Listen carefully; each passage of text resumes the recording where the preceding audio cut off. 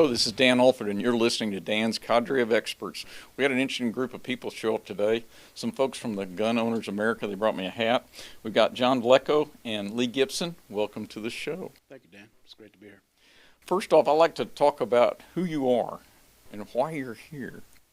Okay. Well, Gun Owners of America is a national grassroots lobbying organization. We have about 2.5 million members and supporters. I'm a life member. Thank you very much.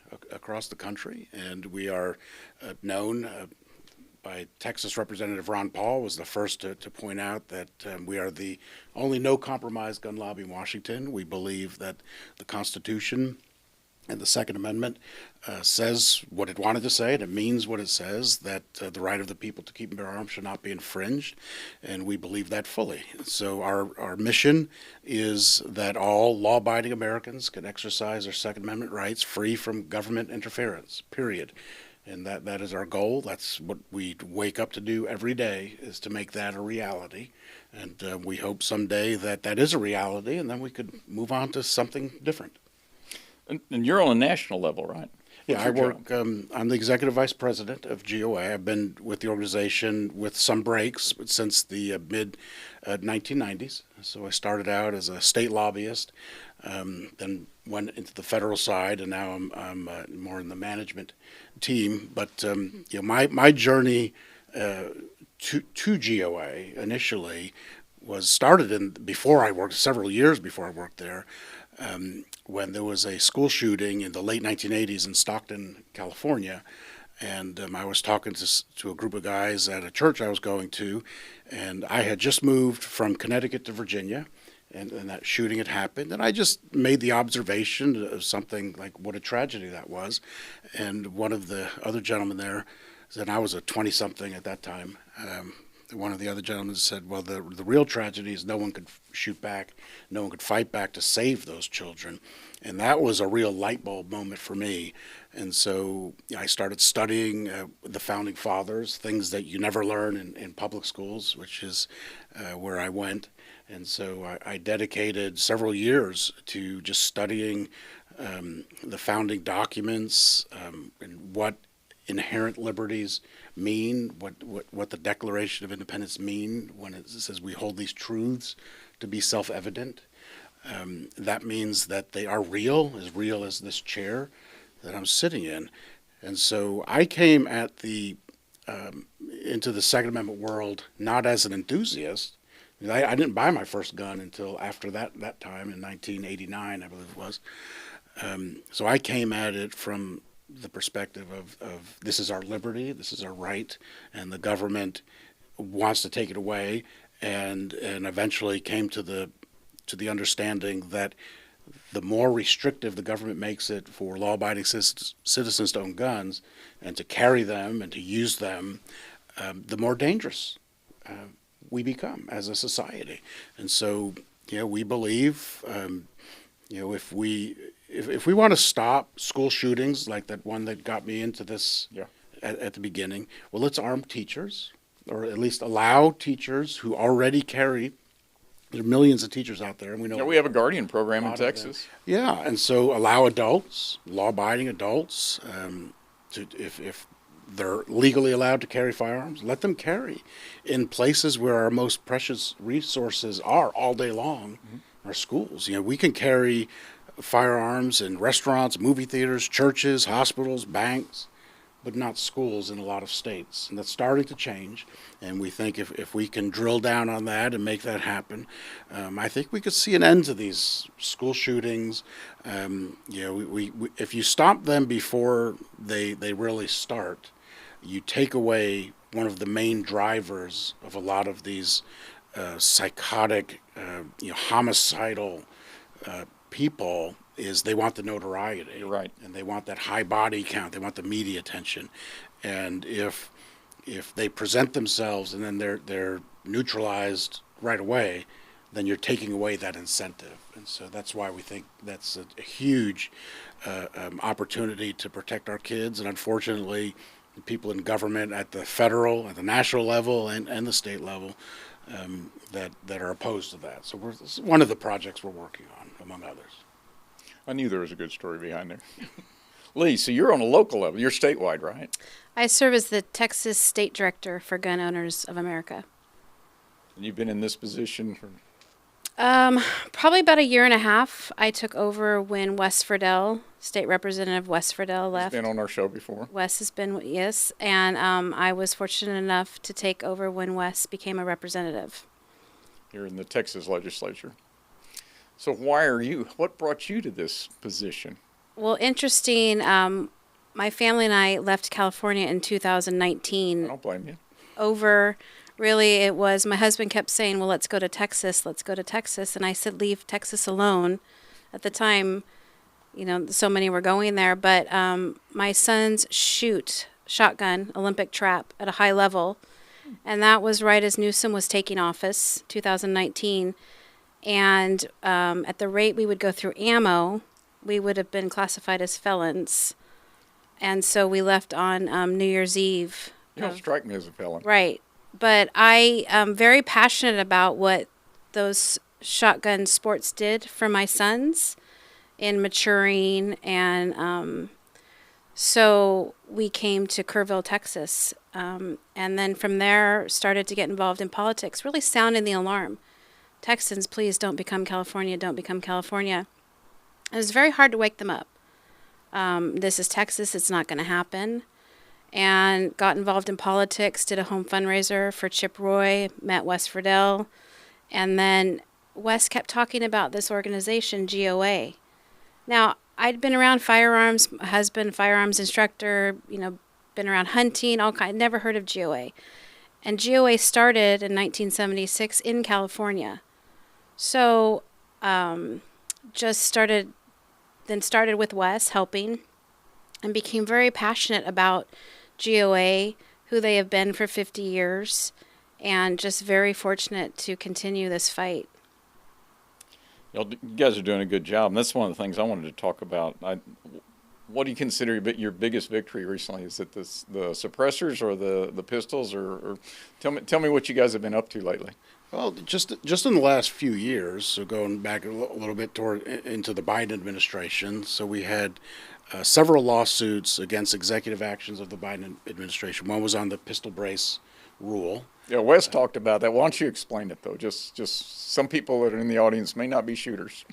Well, the Biden administration found an innovative way to ban maybe up to 40 million firearms is by declaring that if you have a braced pistol, that would fall under the National Firearms Act as a short-barreled rifle. And so it would have to be registered just like a machine gun or a suppressor. And if you didn't, you would be a felon. If you didn't, you'd be a felon. And so we took that to court here in Texas in the Fifth Circuit, along with State Attorney General Ken Paxton, and we were able to get injunctive relief for all citizens of Texas and all GOA members. Of course, I was shocked. We wanted that to apply to all people, but the courts sometimes limit these injunctions, and so if you are a member of GOA anywhere in the country, then you were protected from that executive order. Did that help membership, by the way? It sure did. Yeah, I would suspect. And we have a great legal team, and we've been doing this, like Leigh said, for 50 years, a long time, a lot of history, and so we know where to bring cases, how to find plaintiffs. There's a lot to it that I really admire our legal team on the steps that they take to get these kinds of wins. Another executive action of Joe Biden was it's called the engaged in the business rule. So if you sold a firearm that you own personally to a friend, then you would have to go to a gun dealer and do a background check as if you were a federally licensed firearms dealer. And so we took that to court again here in Texas in the Fifth Circuit with Ken Paxton, and we got another injunction on that. So if you were a resident of Texas or a member of GOA anywhere in the country, you were protected from that. A third win recently we had in California. So if you are not a resident of California, you cannot get a California concealed carry permit. So we challenged that in court, and we won. So we have a victory there that if you're a GOA member anywhere in the country, you can go to California, show your proof of membership, and you can get an out-of-state California concealed carry license. That's remarkable. We're working on another case we had a win in New York City with a TV host on Newsmax, Carl Higbee, and we had a win there. He was a Connecticut resident trying to get a New York permit, so it was a similar type of victory. More recently, just this past year, we were able successfully to get the NFA tax, which was $200, had been since the 1930s, reduced down to zero. And the NFA tax affects what? The NFA tax affects full autos, That's a machine gun. machine guns, suppressors or silencers, short barrel rifles, short barrel shotguns, and another category called AOWs, or any other weapon that doesn't fit a particular definition. And so for all of those categories since 1934, you would pay a $200 tax. And originally that was a huge amount of money, and that was meant That to was far in excess of what you were actually buying, and it was definitely regulation through taxation. And so our strategy was to get suppressors and short barrel rifle shotguns out of the NFA completely. And so just like you would go to a dealer buy a firearm where you do a background check, an instant check, and you just walk out with it, that was the original legislation, was to at least move them from that category into just a regular firearm category. Ultimately, something like suppressors, I mean, you should be able to just go into a store and buy one. I mean, In it's Europe, just, they're required. yeah. Oh, And a over lot of here- it's impolite. Right, correct. It's like driving around a car without a muffler. I mean, you should be able to go into Walmart and buy a bag of Doritos and a suppressor and walk out, because it's just an accessory. But the federal government, in its wisdom, categorizes just a piece of metal as a firearm. So we ran into a snag with the U.S. Senate parliamentarian who ruled that this was not a tax issue, as we tried to do it on the budget reconciliation bill, and we would have to talk probably for an hour just about that whole strategy and how that it came about. But the end of the story was the parliamentarian ruled against us, and the Senate leadership, John Thune, and the rest of the leadership team in the U.S. Senate did not force the parliamentarian to back down, and so we were able to get it from $200 to zero, Thank you very which much. now means that there is no tax. Yeah. If the tax is zero, and so that opened up the door to the courtroom. So now that legislation was called the One Big Beautiful Bill, and so we counter that with something we call our One Big Beautiful Lawsuit, which is now, if it's a zero tax, this is no longer a tax issue. That's just a regulation, and that is something that we feel we could win in court. So we have our own lawsuit, and there are several lawsuits along those lines. So we're excited about that, because we really want to take a bite out of gun control that's been there for almost about 90 years. And as you pointed out, it's something that in a lot of countries, it's just a polite thing to do. And for hunters who typically don't wear hearing protection, it's safer. It's safer for your hearing. There are groups of doctors who are behind deregulating suppressors in particular. So we feel we have a lot of momentum, and even though we had a setback, we moved the needle very far. And when we pick this back up, we're not going back to where we were 2 years ago. We're going to start right where we left off. And now the Congress is talking about this type of deregulation, and we feel that if we can continue to get votes on this and push people in the right direction or out completely, and get people in Congress who believe in the Second Amendment, believe in individual liberty, that we are going to win that. We're going to score a win on this for sure. It's just a matter of time, and it's something that we're pushing very hard for. Well, I applaud your efforts. Are we doing anything different on the state level, Lee? Well, in Texas, we did, we had what they called a successful session for the Second Amendment. What does that mean?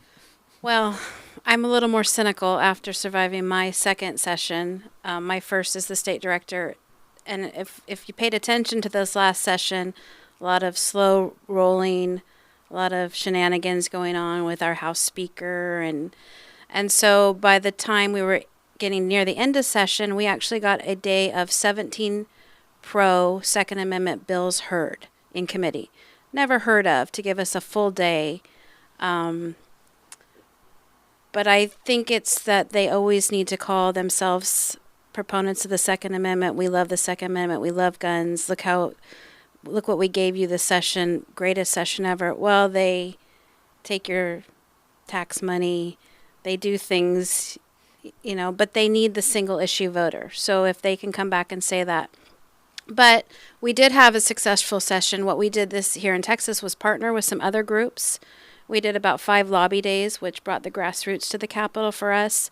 And what we do really is, John talked about a lot of the lawsuits, but we hope never to get that far if we're electing good representative, good lawmakers, both on the federal and the state level, getting good legislation passed so that we never have to get to these lawsuits that are expensive and take a long time. So we did this session SB 1596. So we removed short barrel rifles from the Texas prohibitive weapons list. Let's go back. So if your rifle has a 16-inch barrel, it's fine. And if you cut off an inch, all of a sudden it becomes more dangerous? Correct. No one And understands that one. John can probably correct me, but this all comes from an arbitrary number out of the NFA, out of a mobster kind of going after gangsters and how long their weapons were. And it had to do with the sale of some weapons that the government had. And so this number changes depending on the way the wind blows. So we did Senator Hagenboo, that was his bill passed. So we had a lot of good allies in both the Texas Senate and the House. We have now handgun license reciprocity in Texas, so Texas will honor other states. Good. And hope that pours over in goodwill and then one that our good friend Wes Friedel was banning government buybacks. So what started as hey, this will be fun to prevent, local governments from buying something back that they didn't sell you. And where did these firearms come from? You can return them, no questions asked, to get your HEB gift card. So that was a Wes Friedel bill that was passed. Was it signed? Is that Yes, signed into law September 1st. And you saw cities like Houston, San Antonio scrambling to have last-minute government buybacks before that law went into effect. Interesting. So what's on your wish list? What do you want? What else do you guys want to accomplish? One of the things we've been working on for literally decades is constitutional carry. So being able to carry a firearm concealed without having to get a government approval, and we would like to see that. It's now in over half the country, 29 states. Including Texas. And that's something that GOA worked on, I think 3 or 4 sessions ago, to really help push that through. We're very proud of that, as well as work we've done in other states. And we also have legislation we're supporting in Congress by Richard Hudson, another bill with Thomas Massey, to allow for national reciprocity. And if you are allowed to carry legally in your state, then that is your permit. So if you come from a constitutional carry state, you would be able to carry anywhere in the country lawfully. So that's kind of a big agenda item that we're getting closer and closer to. I mean, it's taken a long time, but not that long ago, if you go back to the early 2000s, there was only one state that had permitless carry or constitutional carry, and that was Vermont. And then it was Alaska, and then in 2005 or so, and then it was several years later it was Arizona.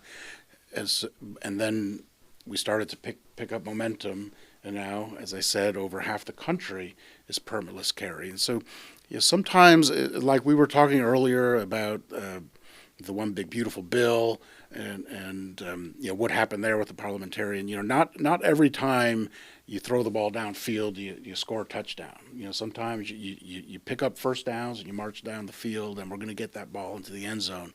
And so we have been seeing a lot of success with constitutional carry, and that's just going to fuel more and more the idea for a national reciprocity, because just like you can drive your car anywhere in the country, you don't get stopped at the border, like you're some kind of Eastern European dictatorship or something, that you can just carry your gun and exercise your God-given liberties without interference from the government when you cross state lines. So that's a big project that we continue to work on every day. That's a hassle for anyone that travels, and I do. And so it's a patchwork of states that offer reciprocity for Texas concealed weapons license. I don't even know what the count is now, but it's constantly changing and quite concerning. Yeah, and when you go to certain areas in the country, which you can probably guess, the coasts, New England, it gets harder. Illinois, kind of in the middle. It's hard to go through or around certain states, but it is getting better. So if you're in Texas, you can go to a large swath of the middle of the country and have reciprocity, and vice versa for if you're in Oklahoma or the Dakotas or somewhere. There is a huge chunk of the country that is enjoying reciprocity already, and we just need to seal the deal and protect people in blue states. Some of these states are really deep blue, like Massachusetts and Connecticut. But we have to keep in mind that even Massachusetts is something like 42% Republican. Presumably a lot of those folks are pro-gun. I'm from Connecticut, and I know there's a huge Second Amendment community and tons of concealed carry permits there. And those folks in California and in New England and Illinois, in Chicago and Detroit, in the cities that are in such shambles, that have had single party control for 50 or 60 years, they have the same constitutional rights and liberties that you have here in Texas. So there should be no difference between Montana and Massachusetts, between Maine and Texas, we want to see the Constitution applied and the Second Amendment evenly and throughout the whole country, so that all of American citizens can enjoy that liberty and not be selective. That if you happen to live in a blue state, your only option is to move, which, as Leigh pointed out a little while ago, that's a lot of people are doing that. You've seen that in Texas, where a lot of people are escaping places like California. We've seen it in Florida, where I think something like 3 million people, new people, moved into Florida just during the COVID times, so they can have free, not just firearms freedoms, but education freedoms and freedom to live and go about the people's business. And what we find is that in Florida, for instance, it's the more pro-gun conservative people who are leaving those areas, leaving Philadelphia and Connecticut and Ohio, New York, New Jersey, and coming to a state where they're able to exercise freedom. That's really, that is what federalism is all about, right? Is people can vote with their feet if they're not getting what they want from the government, with their vote in the ballot box. Do I detect some libertarianism in you here? Well, you can call it that, I suppose, but it's just that when you have an inherent right, it's a right that cannot be taken away, because if it can be taken away from anyone, this is why we came out strongly against a blanket ban on the transgender community after the shooting in Minnesota. Right. Because if we have rights because of who we are, because of our existence. And if those can be taken away From one group. from any Right. then, for you. then we're all in jeopardy. So if that's libertarian, I'll take it. Sounds a little bit like that. So, Leigh, why should somebody join GOA? What are they going to get out of this? Well, this is another one of my, when I got here and when I met John, realizing I didn't know GOA. Getting to Texas, Texans didn't know GOA. So really my mission is that every Texan understands Gun Owners of America and what we do. And it's a simple ask. An annual membership is just $25. I think it's probably been that for 50 years. And so that's my goal, is that you know what we do, you appreciate what we do, and then support us. What's my return on investment? What activities are you going to offer? Well, like we just talked about, those lawsuits are expensive. Protecting your right, it's expensive. The amount of work we do to get to the Capitol, whether it's state or federal on the national side, these are things, and I've watched now that I've known everybody who works for GOA, employed or volunteered. I could honestly tell you, and I think when I met you a couple years ago, here's my cell phone number. If I tell you something that's not true on how we operate and who we are, from a personal level, when the big beautiful bill and then the big beautiful lawsuit, to hear some of the things that were said about some of these that have fought so hard for GOA for so long. Just a really good group of people, dedicated and keep their nose down and fight hard every day. And honestly, for $25, I go to the Austin Capitol, so you don't have to. Yeah, I don't want to. It's a small ask, and again, so many programs that we would love to be able to dig further into, but all these things take funding. It takes a lot. Hunters, we talked about that.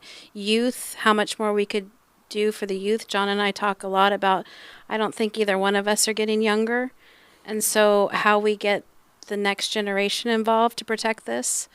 And I will say, going back to, what do we want to see in the future, constitutional carry, which, we have constitutional carry here in the state of Texas. That's great, permitless.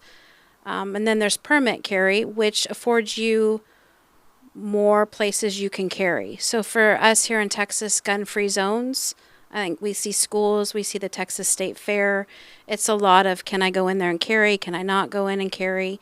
So for me, not only constitutional carry, but let's talk about getting rid of gun-free zones. If I'm safe to carry, I'm safe to carry everywhere. We call them criminal empowerment zones. Right. And I think we're kidding ourselves. Even the more people I meet, especially young people right now, what's going on. Even at the Capitol just the other day, I was in an event and they wanted to tell me I'm going to get my license because I hear it's easier to get in the Capitol if you have your license. So there's still benefits to having your license, but for me, gun-free zones. Mm-hmm. We've got to quit drawing arbitrary lines like the. Do you have any events? GOA-sponsored events here in Texas? We love events. Yeah, that's what I'm being your straight guy. So. Well, and they're hard to do. But you do them. We do them because we hope that people want to meet in person and hear these stories. But we're actually going to do a dinner in February 14th in the Houston area. And to attend. We are bringing Dr. Ken Berry. So if you follow the carnivore diet, which became very popular, he came and spoke at our convention, which we've now done an annual convention now. This will be our third year, a national convention. So he'll be here in the Houston area, so look for that. We're going to do a gun range in a day, and just John will be here. It's a chance to meet a lot of our storytellers. And then we do Goals, which is our Gun Owner Advocacy Leadership Summit. Mm-hmm. This will be our third year. It'll be August 1st and 2nd in Des Moines, Iowa this year. So not too far for Texans to make it there.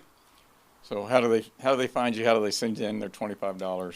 Well, you can always go to gunowners.org on the national website, find the donate page, and $25. We also have a Patriot membership, which really is best for us if you just set your reoccurring monthly donation. whatever you can afford to give, and we hope that you just forget that it's happening. And then we do have a life membership. How much is that? Well, that's $1,000, but I think people get away with a bargain because you're going to live for a long time. I hope to. So I ask, you've joined as a life member. Now we've got these lawsuits that are going to cost $500,000 or more, and so it is very hard to ask for people to join Well, us. to your credit, you don't pester me for money. No, I haven't. I just showed up at your doorstep today. But you brought me a hat. So But I think, and I've told John this too, watching him and Eric Pratt and all that have been around, come and gone, but have been with the organization for so long. They do a really good job, but they don't come up for air to toot their own horn.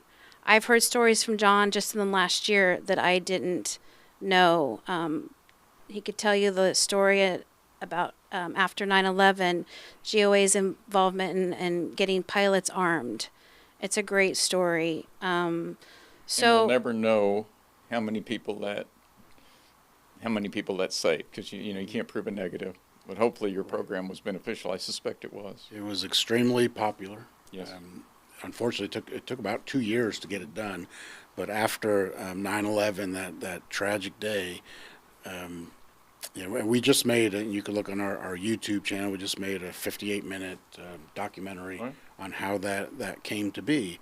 But on that day, we knew that the pilots needed to be rearmed. They had been armed in the past. They were disarmed in the 1980s, which you can learn more about on that documentary. But as a last line of defense against terrorism and against terrorists turning our aircraft into weapons of mass destruction, we needed our pilots to be armed. And there was a lot of opposition, and the Bush administration and the airlines opposed us.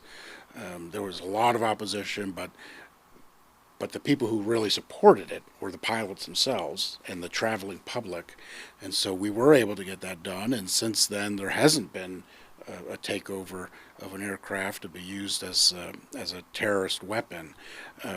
And that's the same idea that we have for gun-free school zones. It's the same sort of model that if someone breaches the cockpit, that last line of defense, it becomes an armed pilot to protect that cockpit, which protects the passengers, which protects the public on the ground, and the same idea in schools. If we're not asking teachers to become police officers, we're not asking teachers to do anything. We're asking the government to get out of their way so that they can protect students. And if the bad guy breaches into a classroom, a barricaded door, and do all of the things that they're supposed to do, but if an evil person breaches that door, then at least the teacher has that last line of defense to protect himself, herself, and their students, and it really becomes a first line of deterrence, because once that is known,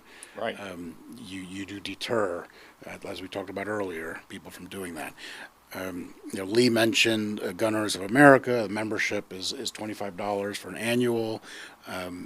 If that's too much, we have a free email list that you just go to gunowners.org, get on our free email list. Try it before you buy it. Give us a test drive. And we also have a foundation, which is a tax-deductible 501c3, which is where we do most of our legal work. And so contributions to it are tax-deductible, and that's at foundation.gunowners.org. It's called Gun Owners Foundation for folks who wanted to learn more about our legal work and our educational programs. That's where you go to find that information. You guys are doing great things. What did we miss? What else is like a hot topic for you guys?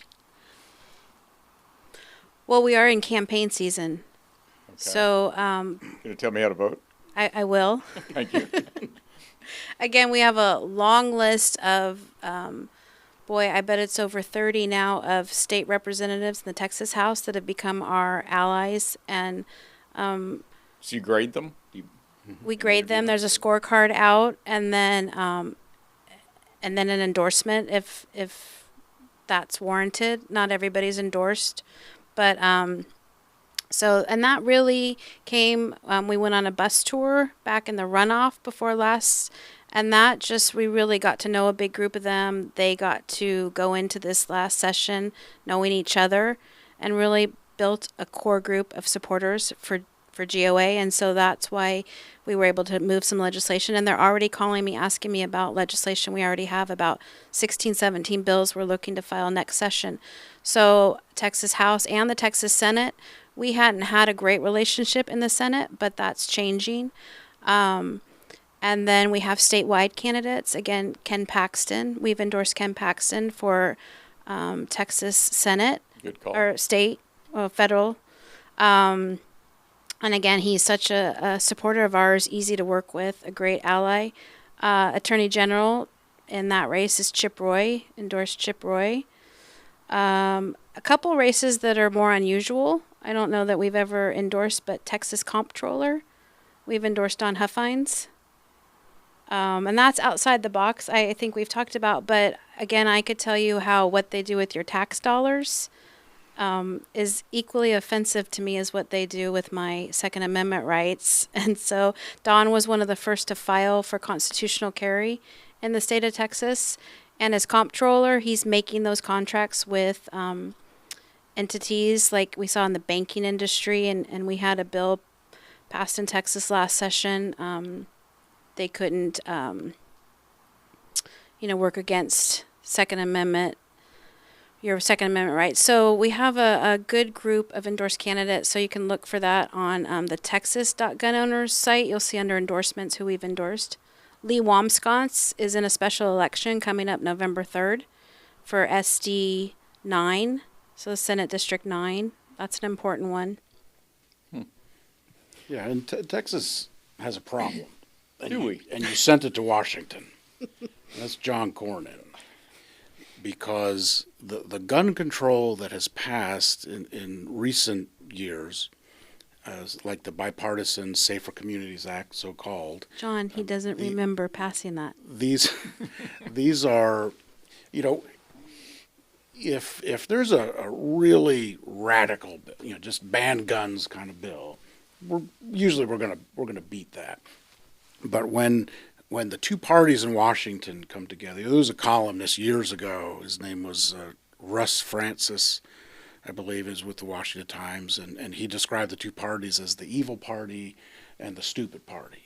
And you can figure out which is which. But sometimes the evil party and the stupid party get together, okay. And that's when the really bad stuff happens. And that's the problem we have with John Cornyn, is nibbling at the edges of our Second Amendment rights by passing things like the Nixon Improvement Act and the Bipartisan Safer Communities Act, which funds more gun control, which enhances the gun control that's already there. And so that is the most important Senate race in the country.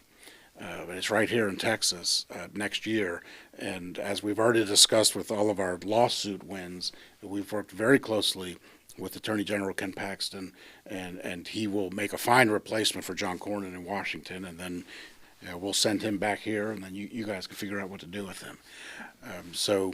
But the other kind of why to join up with Gun Owners of America is something Leigh touched on a little bit.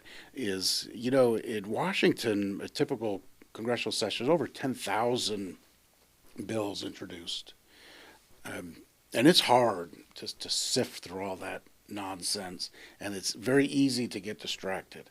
So if you care about anything, whatever your issue is, you need somebody on the ground who's going to sift through that and make people aware of what is a legitimate threat and what is just sometimes anti-gunners introduce things just for talking points or to fundraise, and you really have to cut through the noise to get to the signal, to use kind of economics.